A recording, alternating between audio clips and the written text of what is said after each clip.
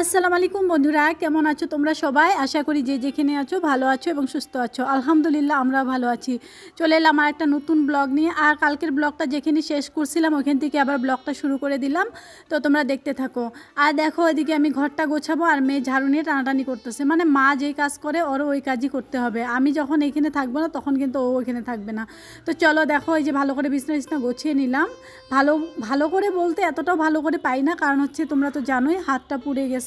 মানে পুরো হাত নিয়ে কাজ করতে অনেকটা অসুবিধা হয়, এক হাত দিয়ে দিয়ে কাজ করি। তো চলো, সেই জন্য তো এই দেখো এদিকে কী করতেছে মেয়ে।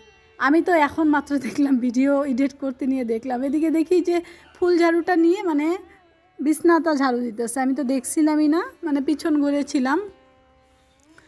তো চলো দেখো, এই যে এখন টেবিলটা গোছিয়ে নিব। আর টেবিলের উপরে দেখো না কত কিছু থাকে, যে রাত্রেবেলা মেয়ের বিস্কুটের টেমাটা নিয়ে আসছি আর এখন বলতেছি ওকে নিয়ে যেতে।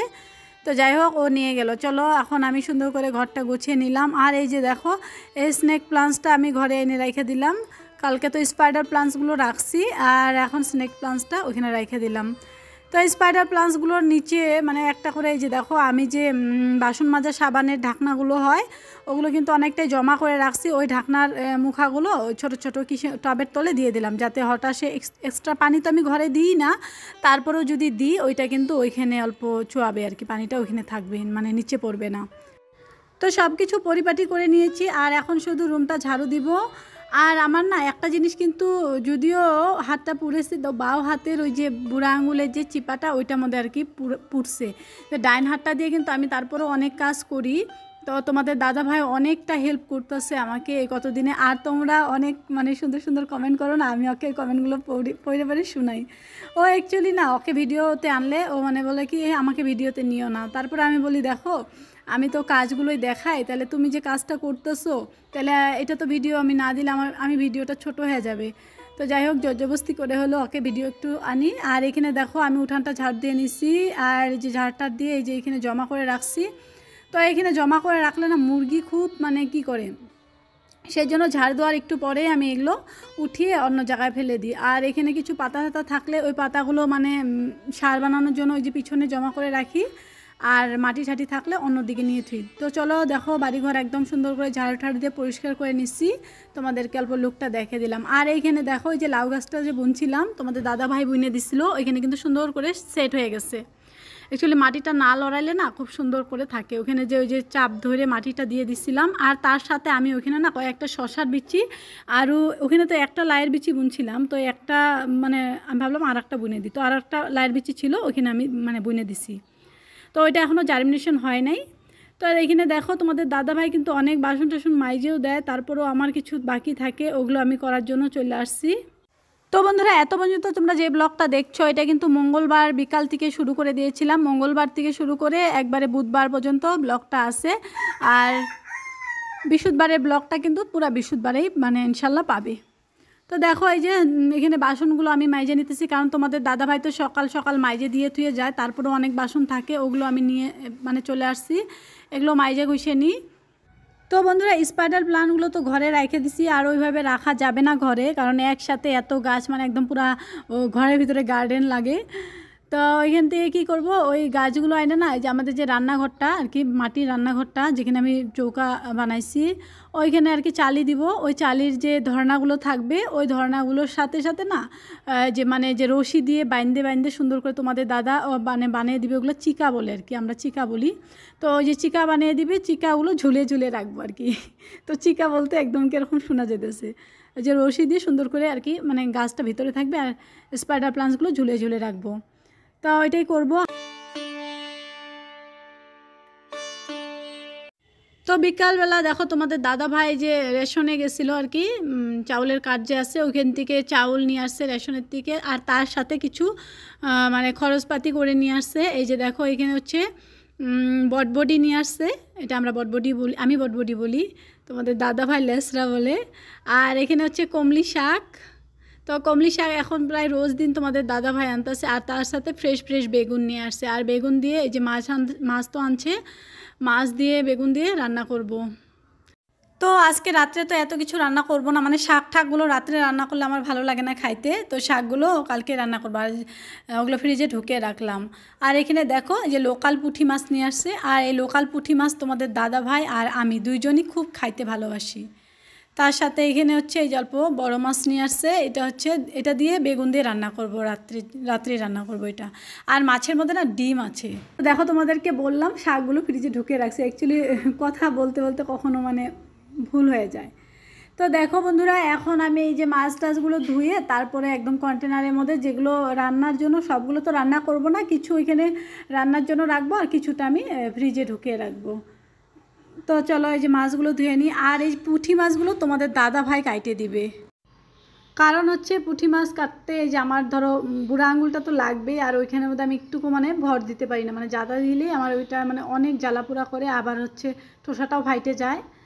তো সেই জন্য দেখো তোমাদের দাদা ভাই মানে বাড়িতে আসে, ওই জন্য বলতেছে যাও আমি কাটে দিই, আর ও না থাকলেও কিন্তু আমি রাইখা দিতাম ফ্রিজে, ওই কাটতো।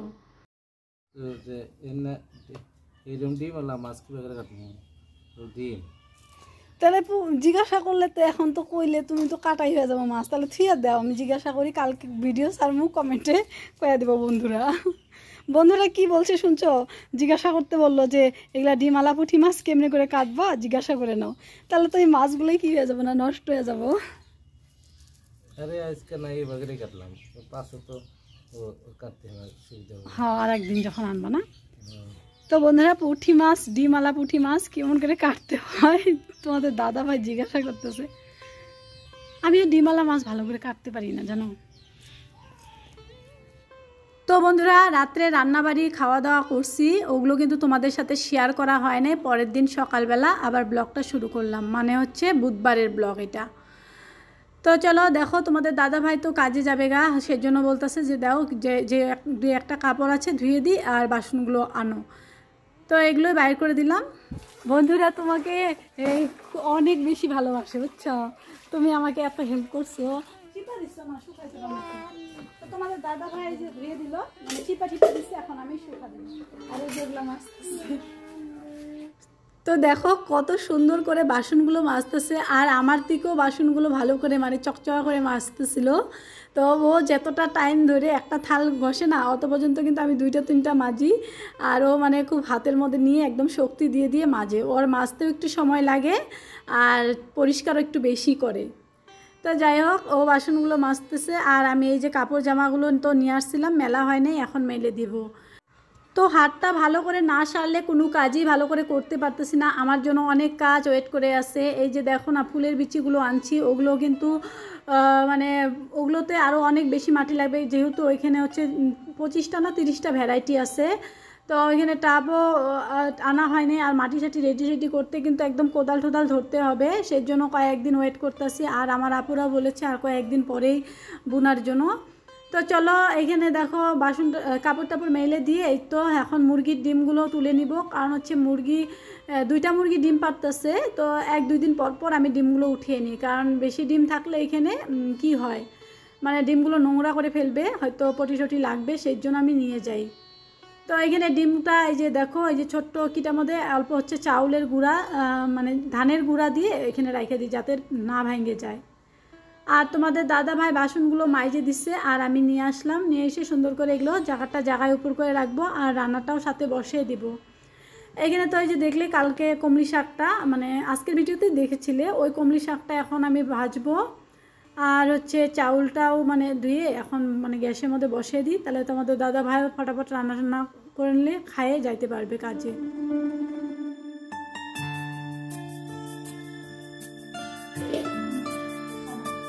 তো বন্ধুরা, এই যে দেখো খাওয়া দাওয়া করার জন্য সব কিছু রেডি করে নিচ্ছি, এই যে এখানে ভাত বাড়ি নিচ্ছি।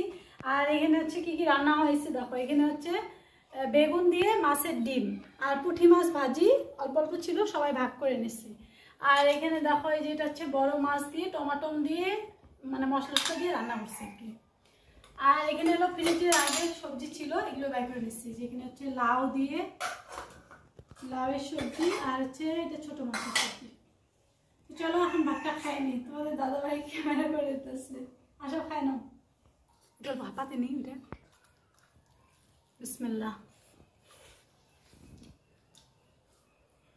Postman, postman, POST, postman, MAN, postman, gardener, GARDENER, gardener. তো বন্ধুরা বিকালবেলায় যে জুবাইর আসছে, জুবাইরকে টিউশন পড়াইলাম, টিউশন পড়ানো। তো চলো আজকের ব্লগটা তোমাদের কীরকম লাগলো তোমরা কিন্তু কমেন্ট করে জানাবে। আর যারা আজকে আমার চ্যানেলে নতুন, আমার চ্যানেলটা প্লিজ সাবস্ক্রাইব করে আমার পাশে থেকো। ইনশাল্লাহ নেক্সট আরেকটা সুন্দর ব্লগ